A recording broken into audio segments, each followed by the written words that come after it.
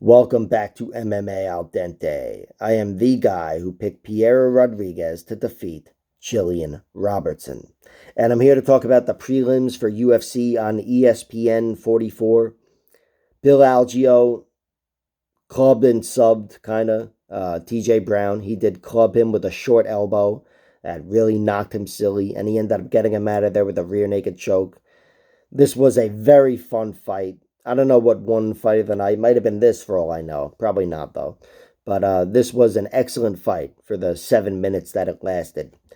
TJ Brown was really taking the fight to Algeo. I want to say he had more volume and he definitely had more pressure and he bloodied up Algeo's face. But Bill Algeo's tough as all fuck and he's dangerous. I think I described him myself as a guy who will win the majority of his fights at the UFC level by decision. And I still think he will. But he's still a very versatile, dangerous fighter, and I'm glad he got to show all that danger here in this fight. Danger on the feet and danger on the ground. Hit him with a beautiful short elbow and then got him out of there with a rear naked choke. TJ Brown's a guy who had 3-3-3 for his losses. 3 knockouts, 3 submissions, 3 decisions. Although he hasn't, the knockouts came earlier in his career. But still, he's a guy who's generally been a little more vulnerable.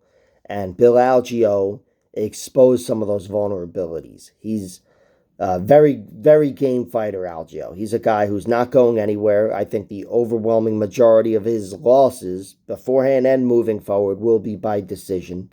He's been submitted before, but only by Shane Burgos and some other guy earlier in his career. But Algeo, he's in his prime right now. What is he? He's 33 years old, and so is TJ Brown, 32 years old. But I'm very excited for Algeo moving forward. Doesn't mean he's going to reach the title or whatever. I do think he's a little limited as an athlete, but he's one of those guys who's tough as all fuck, and I think he can beat anybody. Very game fighter. So great win for Bill Algeo. Tough loss for TJ Brown. TJ Brown is still one of the more exciting fighters. And, that third round submission over Eric Silva is not forgotten. That was pretty recent, I feel like. So he's still going to stick around. By the way, BetUS had Bill Algeo by round 3 finish plus 900. And they had either fighter winning in round 3 plus 900. They're fucking stupid. Speaking of vulnerabilities, well, that didn't hit, so I'm the vulnerable asshole for having bet on it. But still, they make a lot of mistakes like that. Anyway, next fight, Brandon Royval knocks out Mateus Nicolau. This was awesome. This was an awesome fucking performance from Royval. I mean, the fight didn't last too long, but still, up until the knockout, I thought Nicolau was going to be neutralizing Royval. He just has that style where he keeps himself safe and he keeps his opponent at bay on the feet. He's got enough power to scare you away, enough grappling to scare you away, but Brandon Royval doesn't scare easy, and he's a fucking very wily, dangerous guy, very unpredictable on the feet and on the ground. And here, he found that hole. Nicolau's got 2 losses, and they're both by first round TKO. One to Pedro Nobre, which I haven't seen. I tried to watch it. And one to Dustin Ortiz, of course. And this was more like that, where Royval cracked his chin. And it was phenomenal. And then he put him away afterwards with some ground and pound. I don't know if Nicolau was unconscious, but he was beaten to the point where he couldn't defend himself. So, great win for Royval, and this guy should be the main event of a fight night or something, if not the co-main event of a fucking pay-per-view. Brandon Royval is the most exciting fighter in the UFC, aside from maybe Justin Gaethje, of course. But he's definitely the most exciting flyweight. Guy's must-see television. It's just an incredible striker and grappler. And here I'm happy that he's one of the very few guys to pass the Mateus Nicolau test. Manel Kopp couldn't pass that test, even though, it was close. But it's very close. But still, Manel Kopp couldn't find that chin. Nicolau's a very neutralizing fighter, but Brandon Royval said, fuck that. And he jumped in with a big knee and got him. Awesome performance from Royval and tough loss for Nicolau. He still banked a lot of goodwill with some big wins. David Dvorak, Manel Kopp, whoever the hell else, Matt Schnell. But this one's a setback here.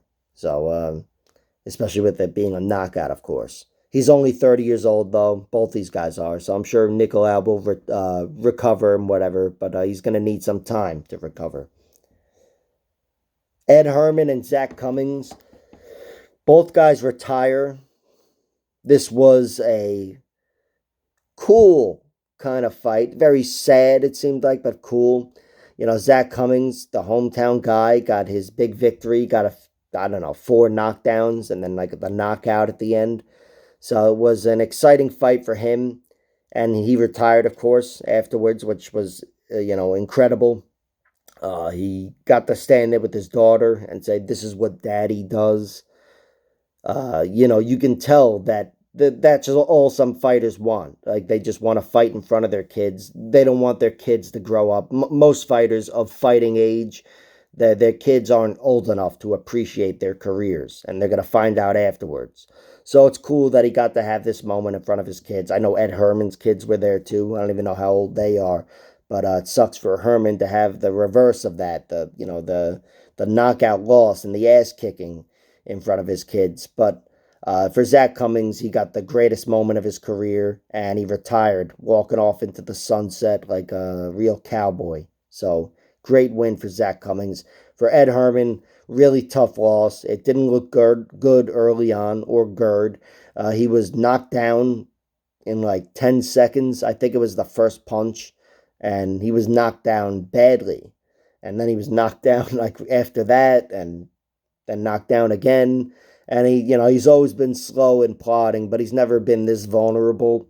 And I'm almost glad he got put away in the end, because it would have looked bad for Zach Cummings if he didn't get Ed Herman out of there. Herman, I don't think he belonged here in this fight, but I'm glad he, got his moment in the cage to retire, whatever. It was sad for him. Both guys were crying, and Ed Herman, he's poured his life into this. I've been watching him fight since 2006.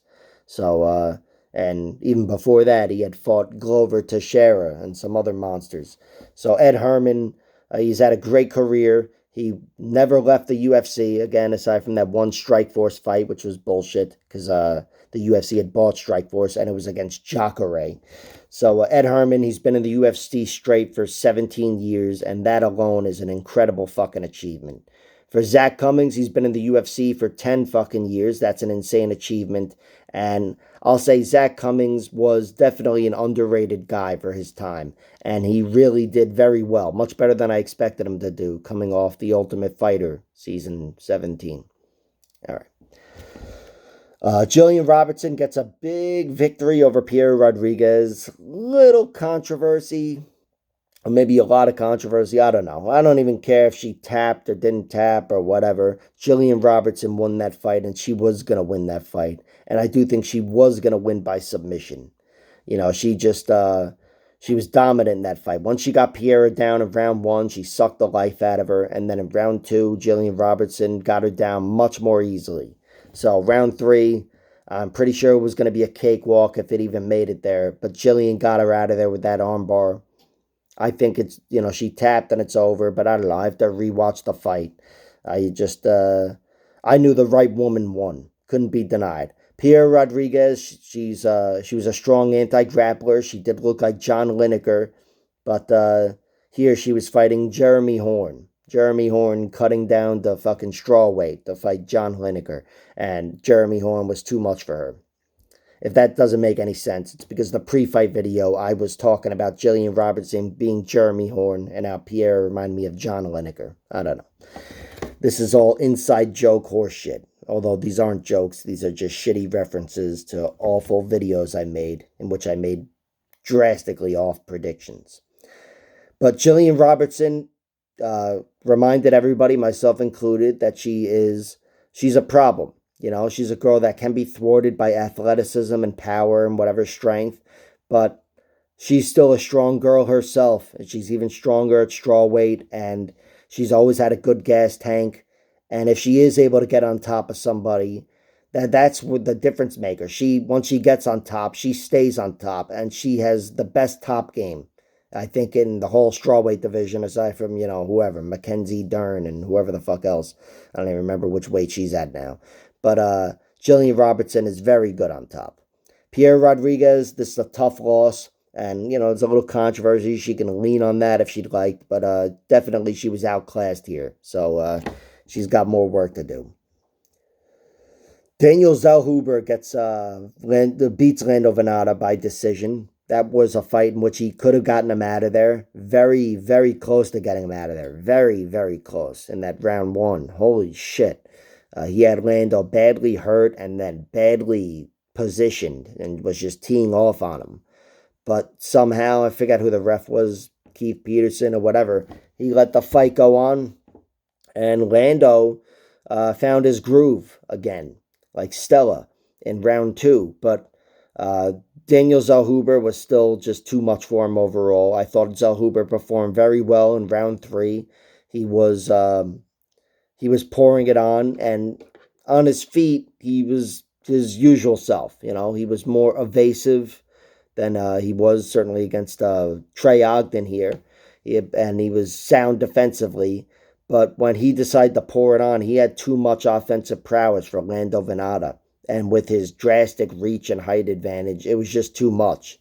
So this proved to be a very tough matchup for Lando. Lando had much more high-level experience, but Daniel Zellhuber, who's only been defeated once and it was by decision, he proved that he's going to stick around the UFC for some time. So awesome win for the 23-year-old. And for Lando, I don't know where he goes from here, but this is probably his shittiest loss, on paper at least. Denise Gomez knocks out Bruna Brazil. This was an awesome performance from Gomez. I mean, Bruna Brazil, I just overestimated on the feet, as I think maybe a lot of people did. Bruna Brazil, and she does have a lot of dangerous attacks, that beautiful high kick, but that girl was a limited fighter, the Marnie girl, whatever, on the Contender Series. Denise Gomez, you could see, she's a game fighter. I mean, we saw that in the fight with Loma Lukbume, but here we got to see everything from her. And she got a big TKO victory. Big TKO, and it was with a big overhand right, I believe, that knocked her down. But even before that, everything she was landing on the feet, every single strike was just landing. Bruna Brazil, she's limited defensively. Hands down, no head movement whatsoever, and just backing up, straight back, like doing this little backward jog, teeing her head up for Denise Gomez. And Bruna Brazil's got a lot of work to do on the feet, and I'm sure everywhere else. But Denise Gomez, man, I overlooked her striking in this fight, and she was just too much for Bruna Brazil. I knew she was at a disadvantage physically, potentially, but as far as being a fighter goes, the 6-2 girl was a much more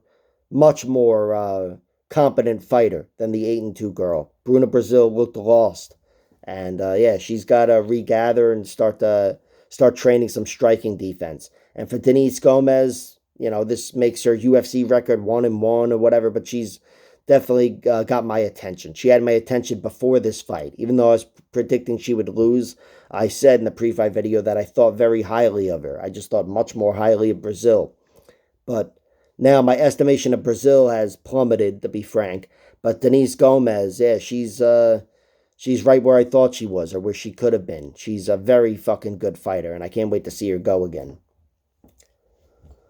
Gaston Bolanos takes a decision over Aaron Phillips. This was an interesting one because I felt like Bolanos was sharper, but I wasn't sure what Phillips really had to offer. And, as he showed in the past, he had a little bit of everything. And he was the better grappler here against Bolanos. But Phillips, any fight he's lost in the UFC, he's been taken down.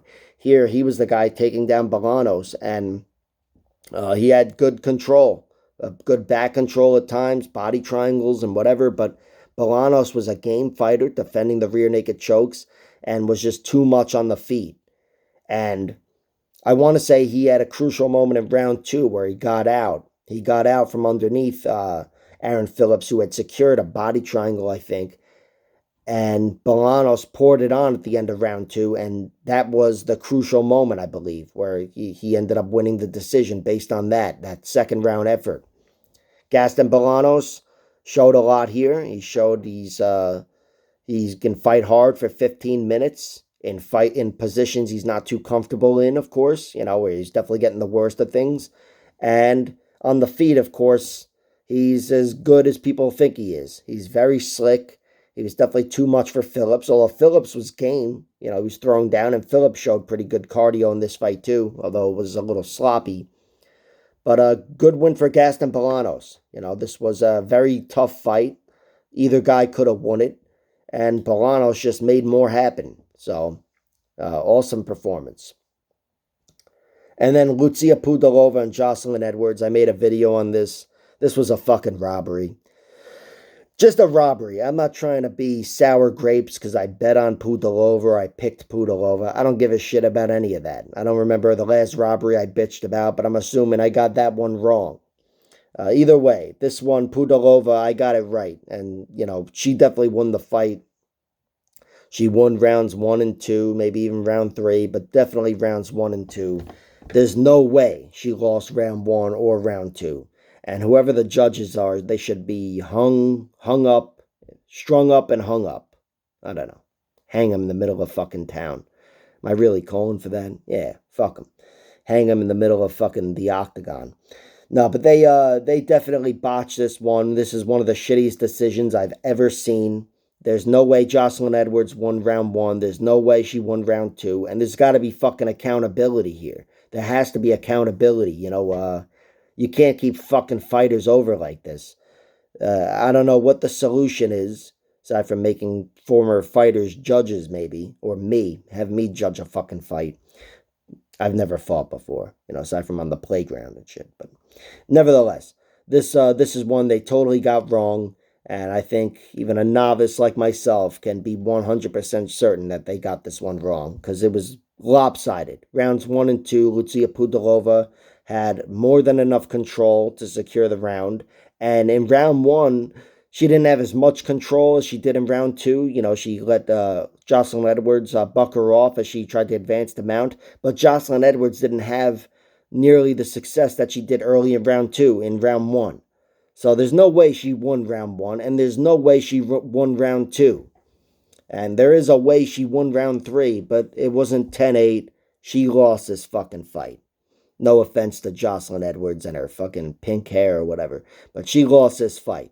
Lucia Pudilova absolutely won, and her grappling was there for her here in 2 consecutive UFC fights.